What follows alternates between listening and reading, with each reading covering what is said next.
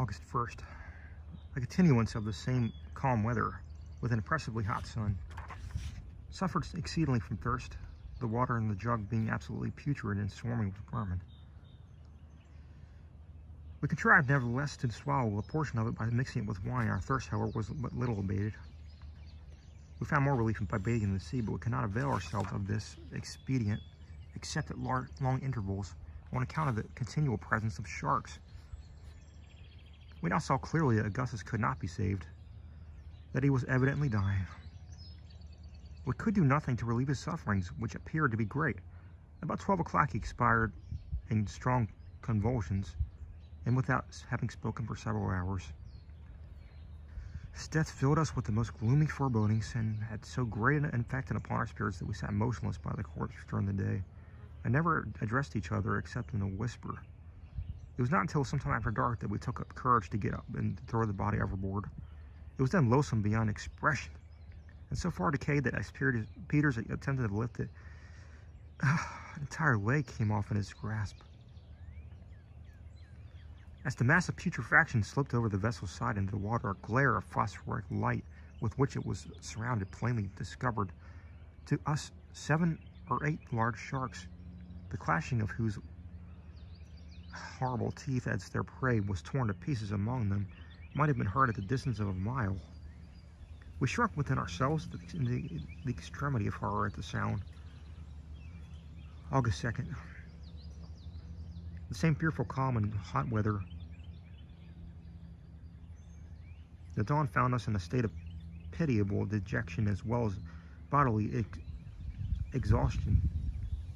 The water in the jug was now absolutely useless, being a thick gelatinous mass, nothing but frightful-looking worms mingled with slime. We threw it out and washed the jugs well in the sea, afterward pouring a little vinegar in from our bottles of pickled tortoise. Our thirst could now be scarcely endured, and we tried in vain to relieve it by wine, which seemed only to add fuel to the flame, and excited us to a high degree of intoxication. We afterward endeavored to relieve our sufferings by mixing the wine with seawater, but this instantly brought about the most violent retchings, so that we never again attempted it. During the whole day we anxiously sought an opportunity of bathing, but to no purpose, for the hull was now entirely besieged on all sides with sharks. No doubt the identical monsters who had devoured our poor companion on the evening before, and were now in momentary expectation of another similar feast. This circumstance occasioned us the most bitter regret, and filled us with the most depressing melancholy forebodings. We experienced an indescribable relief in bathing, and to have this resource cut off in so frightful a manner was more than we could bear. Nor indeed were we altogether free from the apprehension of immediate danger, for the least slip or false movement would have thrown us all at once within reach of those voracious fish, who frequently thrust themselves directly upon us, even swimming up to leeward. No shouts or exertions on our part seemed to alarm them, even when one of the largest was struck with an axe by Peters and much wounded. He persisted in his attempts to push in where we were. A cloud came up at dusk.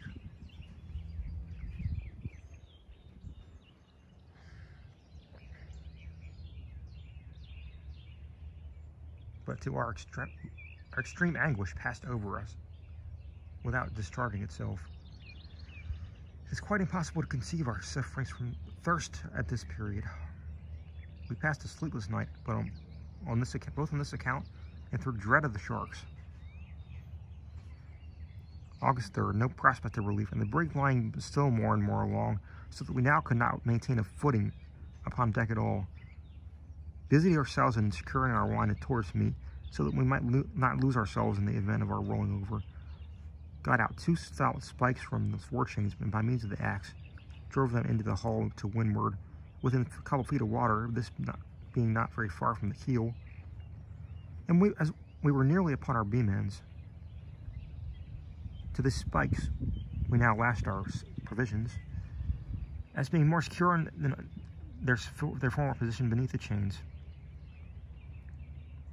Suffered great agony from thirst during the whole day. No bathing on the account of the sharks, which left us for a moment. Never left us for a moment. Found it impossible to sleep. August 4th. August 4th.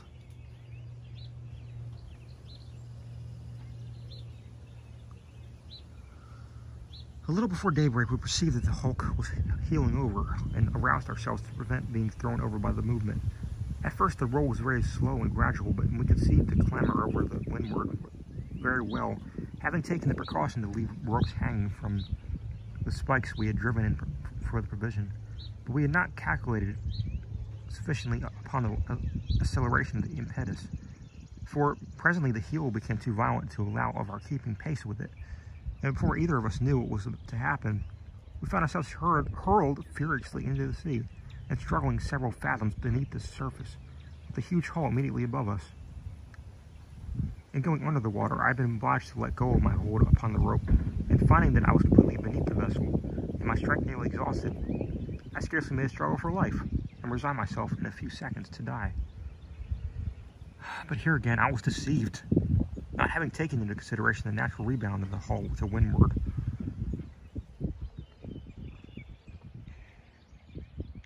The whirl of the water upward, which the vessel occasioned in part rolling it partially back, brought me to the surface still more violently than I had plunged beneath. Upon coming up, I had found myself about 20 yards from the hulk, and near as I could judge, she was still lying keel up, rocking furiously from side to side, and the sea in all directions around was much agitated and full of strong whirlpools. I could see nothing of Peters. An oil cask was floating within a few feet of me, and various other articles from the brig were scattered about. My principal terror was now on account of the sharks, which I knew to be in my vicinity. In order to deter these, if possible, from approaching me, I splashed the water vigorously with both my hands and feet as I swam toward the hulk, creating a body of foam. I have no doubt that this expedient, as simple as it was, I was indebted for my preservation. For all the sea around the brig, just before her rolling over, was so crowded with these monsters that I must have been, and really was, in actual contact with some of them during my progress. By great good fortune, however, I reached the side of the vessel in safety, although so utterly weakened by the violent exertion that I had used that I should never have been able to get up upon it, but for the timely assistance of Peters, who now, to my great joy, made his appearance, having scrambled up to the hull from the opposite side of the hull, and threw me the end of the rope, one of those which have been attached to the spikes. Having barely escaped this danger, our attention was now directed to the dreadful imminency of another, that of absolute starvation. Our whole stock of provision had been swept overboard in spite of all our care in securing it, and seeing no other than the remotest possibility of obtaining more, we both gave way both to the despair, weeping aloud like children, and neither of us attempting to offer consolation to the other. Such weakness can scarcely be conceived, and to those who have never been similarly situated will no doubt appear unnatural, but it must be remembered that our intellects were so entirely disordered by the long course of privation and the terror to which we had been subjected, we could not justly be considered at that period in the light of rational beings. In subsequent perils nearly as great, if not greater, I bore up with fortitude against all the evils of my situation.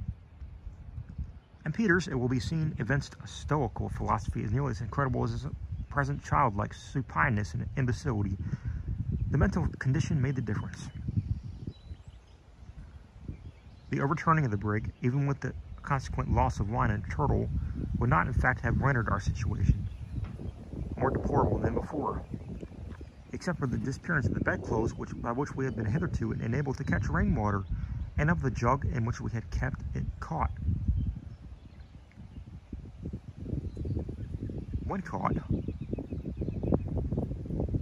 for we found the whole bottom from within 2 or 3 feet of the bends as far as the keel, together with the keel itself, thickly covered with large barnacles, which proved to be excellent and highly nutritious food.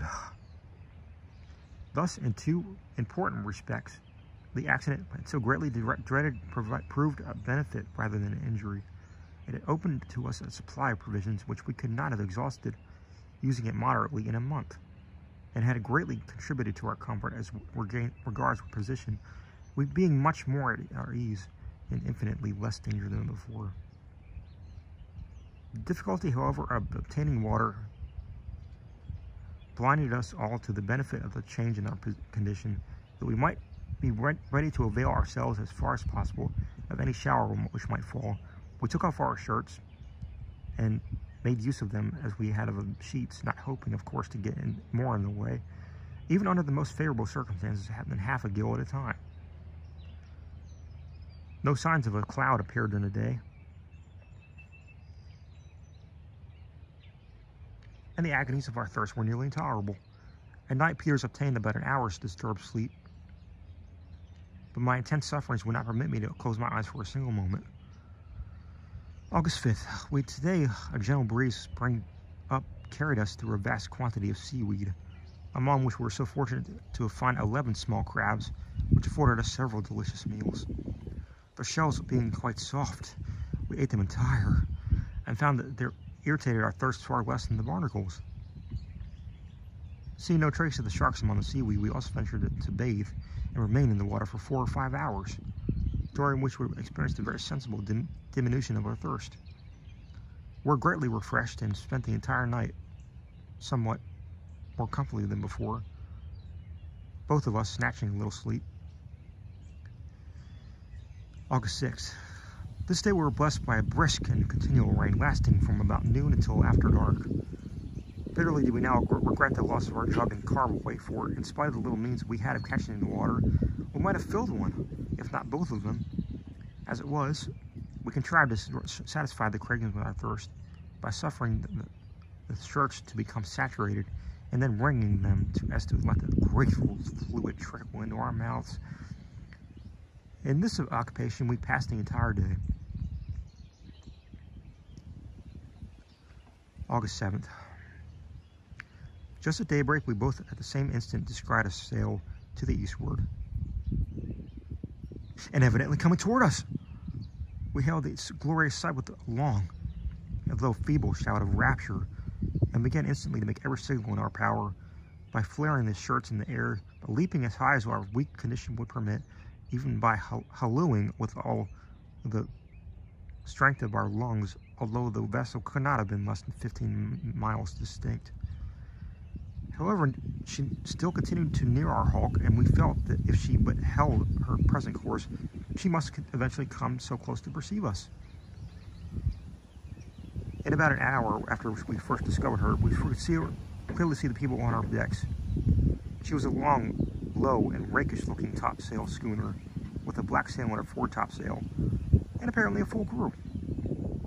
We now became alarmed, for we could hardly imagine it possible that she did not observe us, and we were apprehensive that she meant to leave us to perish as we were, an act of fiendish barbarity, which, however incredible as it may appear, has been repeatedly perpetrated at sea, under circumstances very nearly similar, and by beings who were regarded as belonging to the human species. In this instance, however, by the mercy of God, we were destined to be most happily deceived, for presently we were aware of a sudden commotion on the deck of a stranger, who immediately afterward ran up a British flag, and hauling up her wind, bore up directly upon us.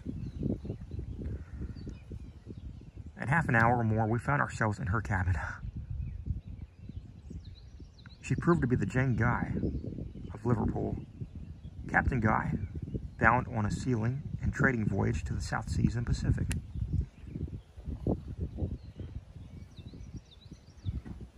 The Jane Guy was a fine-looking topsail schooner of 180 tons of burden. She was unusually sharp in the bows, and on a wind in moderate weather, the fastest sailor I've ever seen. Her qualities, however, as rough as a boat, were not so good, and her draught of water was by far too great for the trade to which she was destined. For this peculiar service, a larger vessel and one of a like proportionate draught is desirable, say a vessel of from 300 to 350 tons. She should be bark-rigged in other respects, of a different construction from the usual South Sea ships. It is absolutely necessary that she should be well armed. She should have, say, 10 or 12-pound carronades, and 2 or 3 long 12s with brass blunderbusses and watertight arm chests for each top. Her anchors and cables should be of far greater strength than is required for any species of trade, and above all, her crew should be numerous and efficient. No, not less for such a vessel as I've described than 50 or 60 able-bodied men. The Shanghai had a crew of 35, all able seamen, besides the captain and mate, but she was not altogether as well armed as otherwise equipped as a navigator acquainted with the difficulties and dangers of the trade could have desired.